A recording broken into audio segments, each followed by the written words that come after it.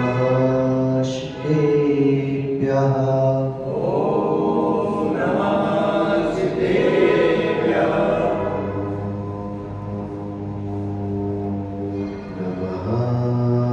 नमस्तेभ्यः।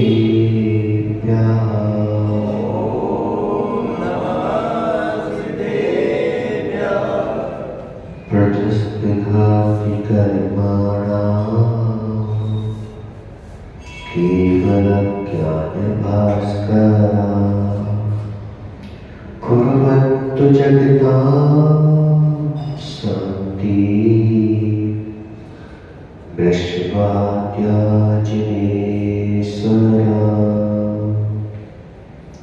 सत्त्वे सुमेधिं गुणिषो प्रमोदम् कृष्टेषु जीवेषु कृपापरतम् माध्यस्थ्यभावं विपरीतवृत्तौ सदा ममात्मा विदधातु देव। नमो हरिहन्तारं नमो सिद्धारं नमो आयनीयाणं नमो वज्रायाणं नमो ये सर्वशाणं। पंचकर्मिष्टि भगवान की एक जगह श्री आदिनाथ भगवान की, आचार्य भगवान अनंत गति स्वामी की, आचार्य भगवान गुरुदेव विशुद्ध शाली जी महाराज की तीन करोड़ों कोटि विराजमान। बोले परम पुण्य सनातन प्रशंसा करते महाराज की जय, संघ की जय। मनुष्यों, यह भगवान जिन्हें देव की देशना हमारे अंतःकरण को पावन और पुनीत बनाने वाली देशना है। आचार्य भगवान वस्तु स्वभाव की व्याख्या कर रहे और वस्तु स्वभाव के अलावा कुछ भी पाया नहीं जा सकता। स्मरण रहे कि जगत में सत्य के अलावा कुछ भी नहीं पाया जा सकता। उसके अलावा जो अपना प्रयत्न करते हैं, उसके अलावा जो अपनी मेहनत लगाते हैं, उसके अलावा जो भी किया जाता है वह सफलता के प्रयास में असफल हो जाता है। शांति के प्रयास में अशांति की ओर जा रहा है। वह जीवन के प्रयास में मरण की ओर प्रस्थान कर रहा है। जिसको पाया ही नहीं जा सकता। सत्य यद्यपि मिटता है, सत्य पीटा जा सकता है, लेकिन सत्य को मिटाया नहीं जा सकता। क्योंकि पता क्यों? क्योंकि असत्य बाहर फैलता है, सत्य अंदर ही बढ़ता है। इसे उसको नहीं मिटाया जा सकता। हम प्रयास कर लेते हैं, सब कुछ कर लेते हैं, लेकिन उसको कभी नहीं मिटाया जा सकता, कितना ही प्रयास करें। इसलिए जब हमारे जीवन में असत्य को पाया नहीं जा सकता, तो क्यों नहीं हम थोड़ी सी मेहनत कर ले, थोड़ा सा पुरुषार्थ कर ले, थोड़ा सा जो है परिश्रम कर ले। परिश्रम तो करना ही पड़ता है सबके लिए, निश्चित मानो। ना जाने क्यों परिश्रम से डरते हैं लोग, ना जाने क्यों परिश्रम से डरते हैं लोग। डरते हुए भी परिश्रम ही तो करते हैं लोग। अगर तुम निडर होकर परिश्रम नहीं करोगे तो डर के परिश्रम करना पड़ेगा। भागते हैं हम परिश्रम से, क्या भागने में परिश्रम नहीं करना पड़ेगा क्या? भागने में तो परिश्रम करना पड़ेगा। इसे जब परिश्रम का सामना करना ही है तो ऐसा परिश्रम कर लो कि निच में ही ठहर जाओ, तो कभी परिश्रम ही ना करना पड़े। ऐसा परिश्रम कर लेना चाहिए। आप एक विचार तो करो कि एक व्यक्ति 24 घंटे लगाता है ऊर्जा को एकत्रित करने में, 8 घंटे उसकी ऊर्जा को जो है वह संभालने में लगा देता है। इतनी मेहनत से उसने ऊर्जा एकत्रित की, बड़ा मेहनत किया, पूरा जीवन तुमने कमाई में लगा दिया, और जब भोगने का समय आ गया, जब वो तुम्हारे पास ऊर्जा एकत्रित हो गई, मालूम चला कि तुमने उसे नाली में बहा दिया। क्या कर दिया ये? क्या किया?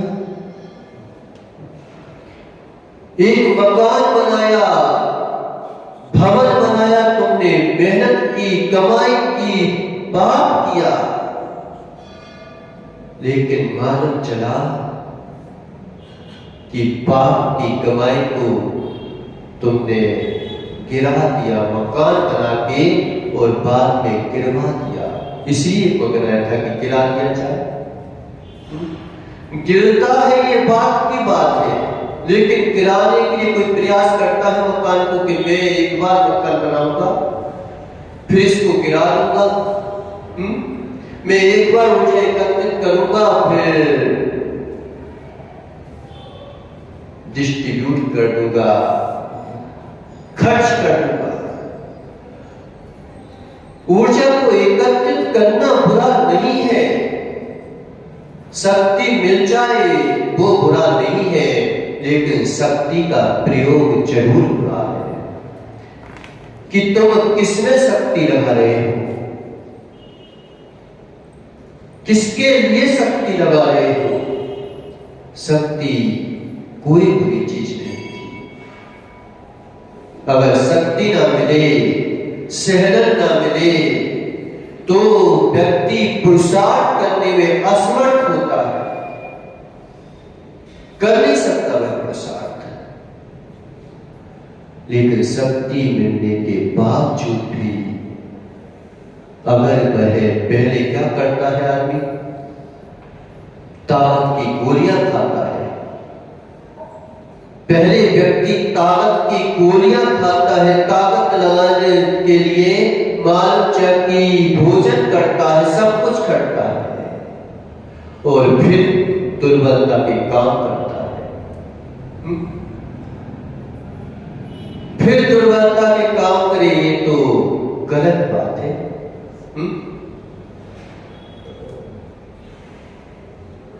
गलत बात है। यही आज हो रहा है।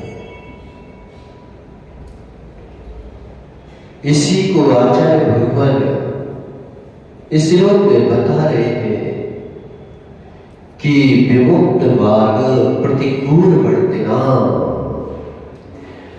मोक्ष मार्ग के प्रतिकूल आचरण करने वाला जीव पश्चाताप होता है बाद में। एक बार अगर तुम गलत काम करने चले गए तो फिर कहते कि अब कर लो। पहली बार जब व्यक्ति रिश्वत लेता है तो डरता है, उसकी आत्मा गवाही नहीं देती, लेकिन फिर वह ले लेता है, तो जब तक रिश्वत मिल नहीं जाती तब शांति से बैठ नहीं पाता। फिर आत्मा चीखती रहती है, चिल्लाती रहती है। सबसे पहले आदमी चोरी करने जाता है विपिन भैया, उसकी आत्मा कभी उसको साथ नहीं होती, पसीना पसीना आता है, आत्मा पूरी चीखती है कि मत कर मत कर मत कर, लेकिन हम उसके सामने अपनी परिस्थितियों को रख देते हैं कि मुझे बहुत जरूरत है, मुझे करना ही है, एक बार कर लूं फिर मैं नहीं करूंगा,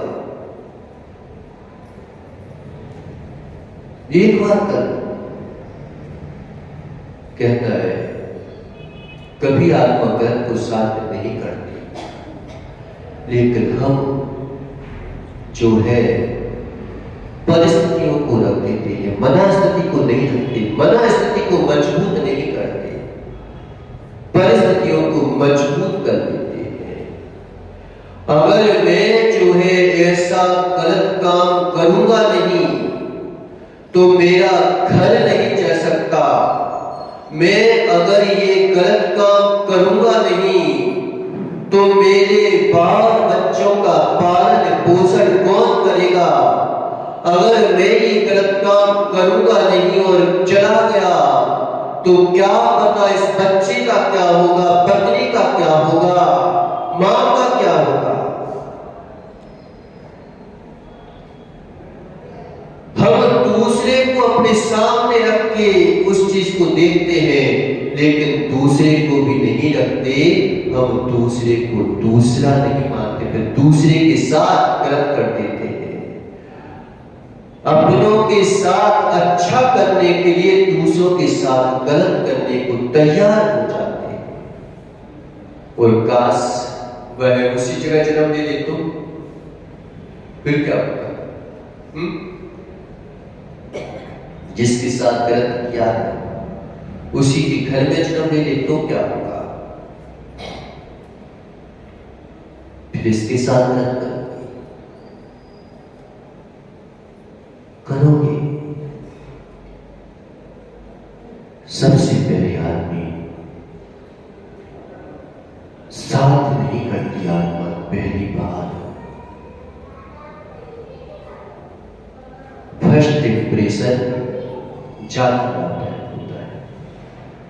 अगर उसमें संभल गए तो निश्चित मानो संभलने की आदत पड़ जाएगी, और फर्स्ट बार में नहीं समझे तो अब मुश्किल है कि संभल पाओ।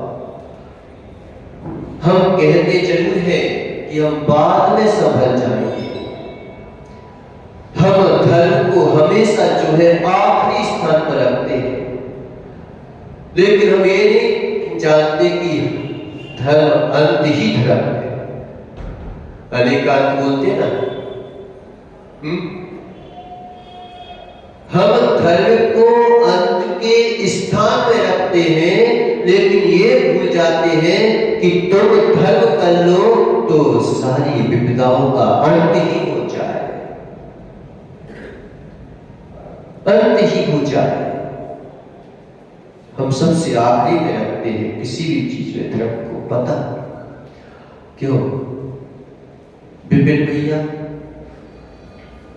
तुमको अगर बाहर जाना है, कहीं दूसरे देश जाना है, लद्दाख जाना है, डूंगरपुर जाना है, कहीं भी जाना है, अब सुबह जो है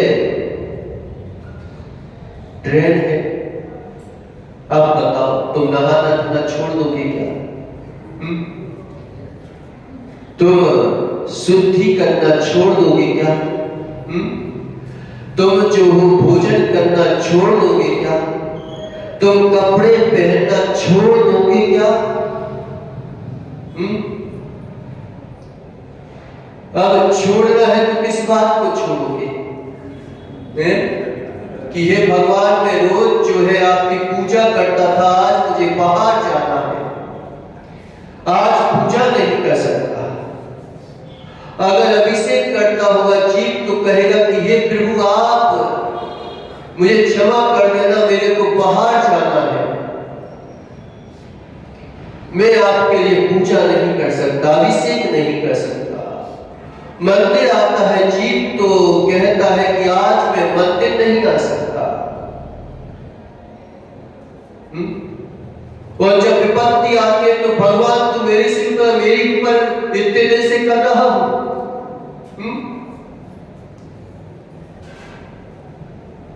हमने धर्म को कौन से स्थान पर रखा है? किस स्थान पर रखा है धर्म को?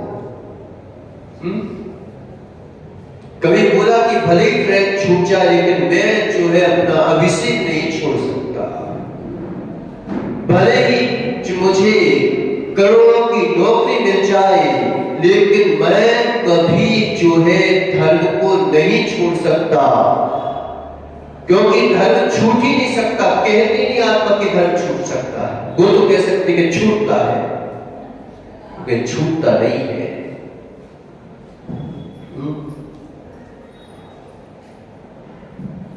कौन से स्थान पर रखते हैं? जब आपत्ति आती है, विपत्ति आती है, तो हम धर्म को दोष देते रखते हैं कि धर्म तुमने क्या किया, भगवान तो मेरे से उठा था। भगवान मेरी इच्छा पूर्ति नहीं करता, तुम्हारी इच्छा पूर्ति करेगा तुम्हारी। कौन सी इच्छाएं चाहते हो तुम? धन चाहते हो, दौलत चाहते हो, स्त्री चाहते हैं, पुत्र चाहते हैं, वो भी नहीं चाहते, झूठ कहते हैं सब लोग। अगर पुत्र को चाहते होते तो जन्म क्यों नहीं देते? जब वंश परंपरा नष्ट होने लगती तो कहते हैं कि महाराज मेरी वंश नहीं चल रहा है, मेरा कुछ नहीं चल रहा है। उस समय क्यों ध्यान नहीं दिया? जब अच्छा हो कि ब्रह्मचार्य व्रत का पालन करते,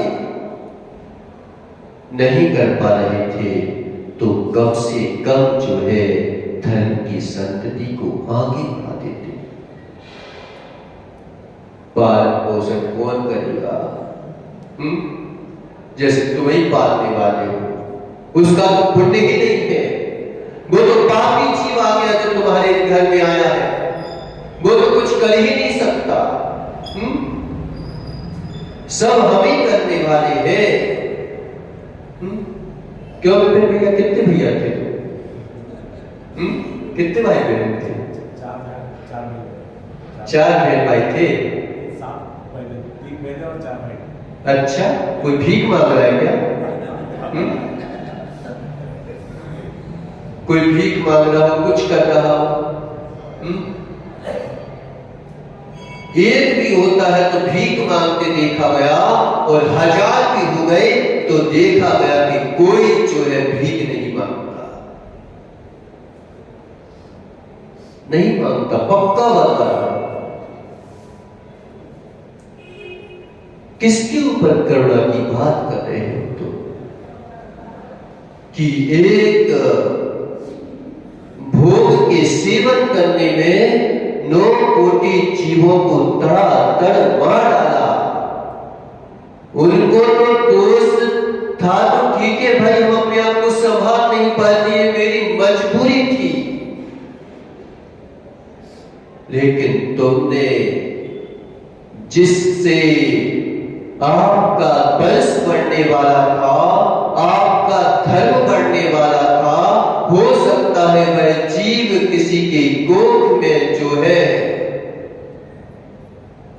महावीर बैठा हो, विद्यासागर बैठा हो,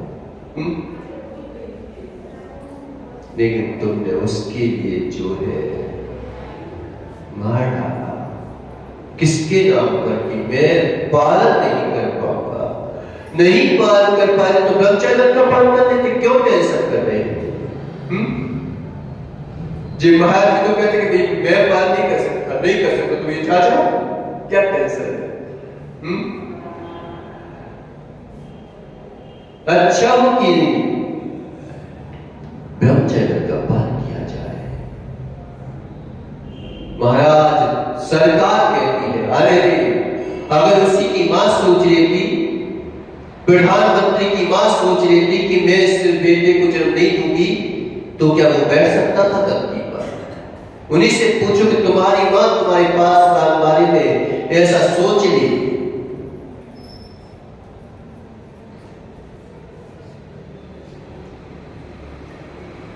लेकिन एक दूसरा रहस्य भी है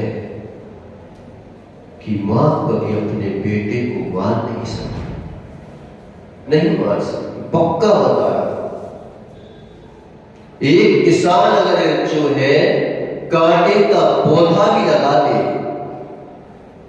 तो वो अपने हाथ से तो उस कांटे के पौधे को भी जो है वह अलग कर नहीं सकता, नहीं कर सकता।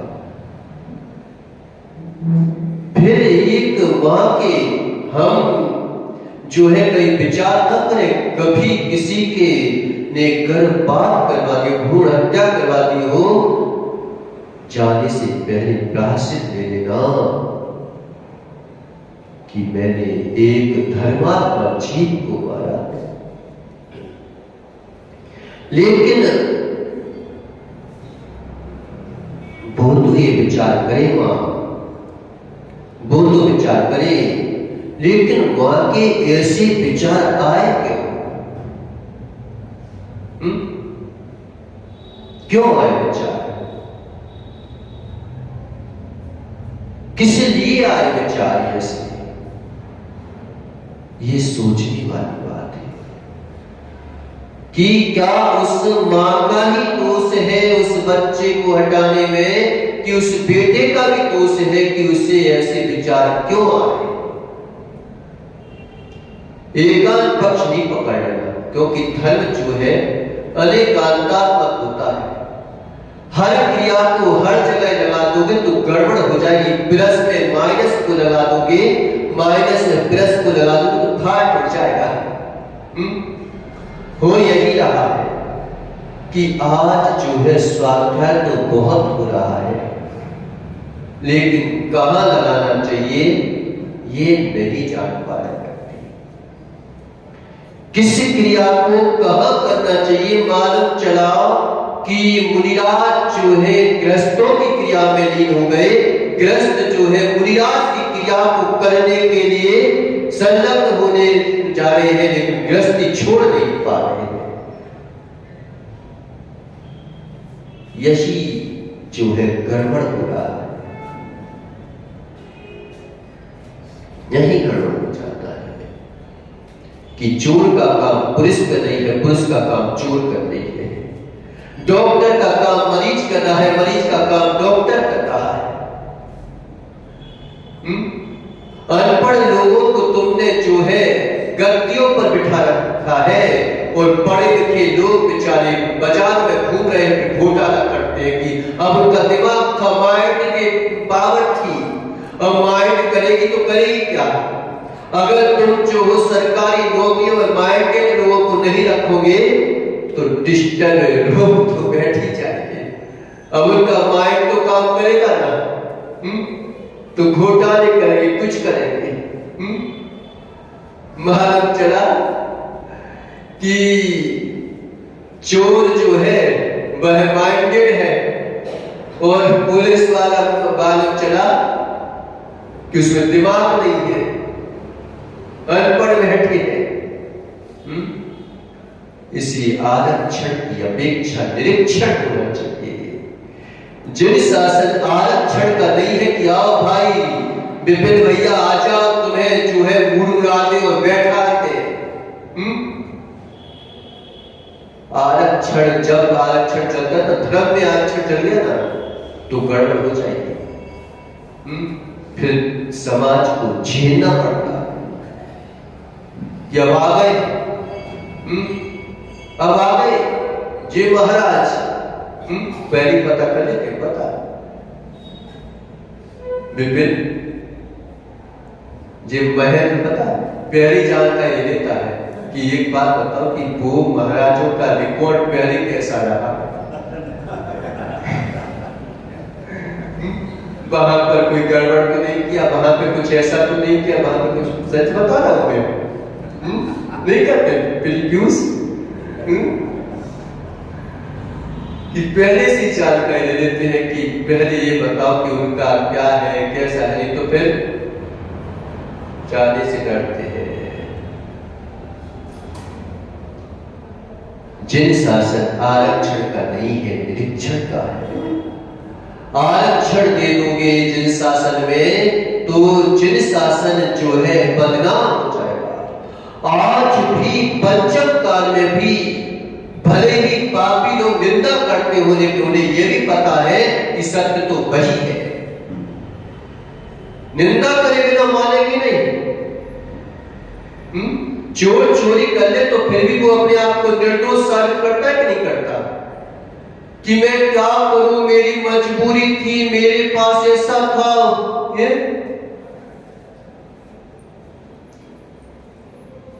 ऐसी चोर जो है भले ही चोरी कर ले, लेकिन वो यह कहता है कि सत्य तो वही है। आज अगर भले ही पता आचार्य भगवान शांति सागर जी के समय पर एक जो है पूरा का पूरा समाज जैन बनने को तैयार था। बहन भैया पता है, कम से कम नहीं तो 5 लाख लोग जैन बन जाते, 5 लाख से ज्यादा ही, कई गुना लोग जैन बन जाते। लेकिन शांति सागर जी ने उपवास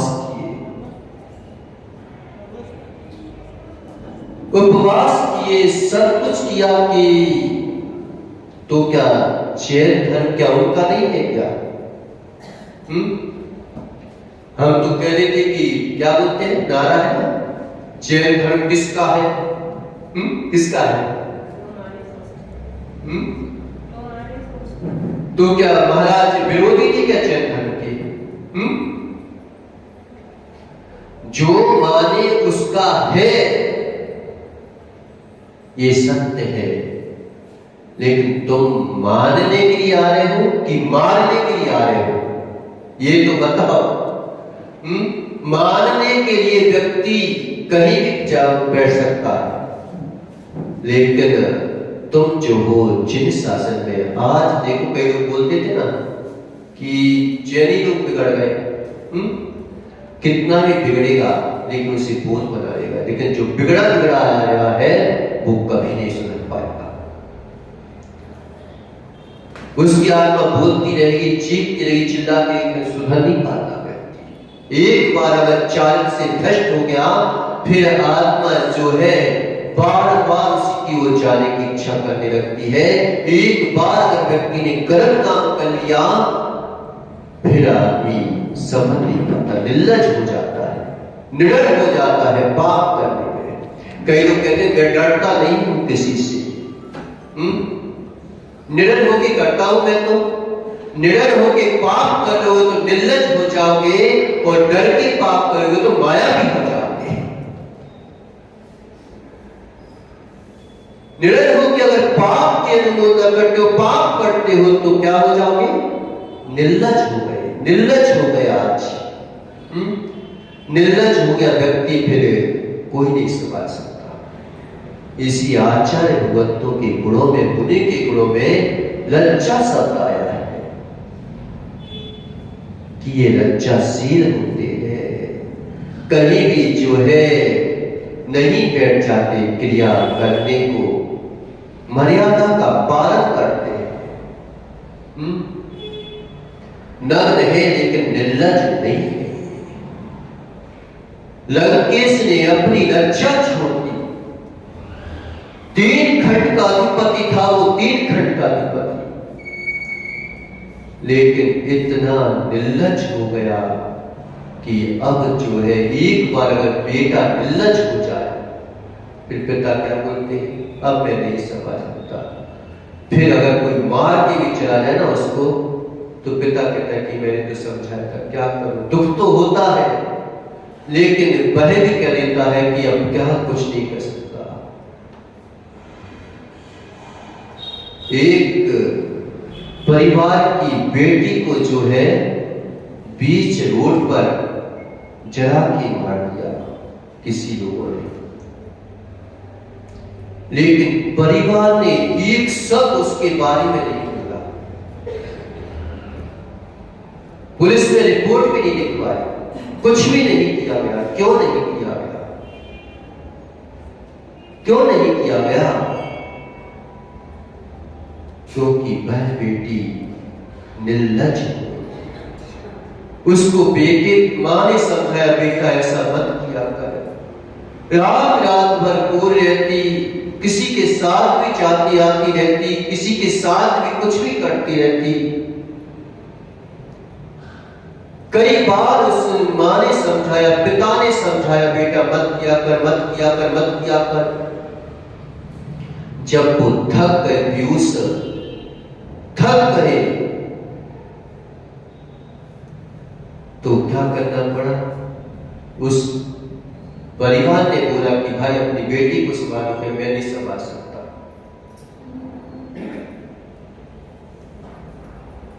नहीं संभाल सकता। एक के जाने पर दुनिया रोती है, और एक चला जाए तो परिवार भी जो है